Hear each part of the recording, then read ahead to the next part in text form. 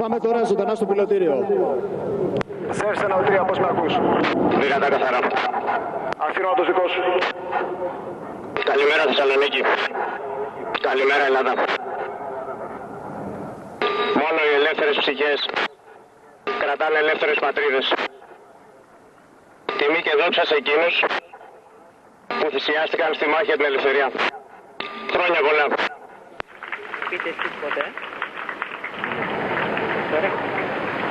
Κύριε Σμιναγέ, τιμάμε σήμερα τους ήρωες που θυσιάστηκαν στο έπος του 40 για την ελευθερία μας.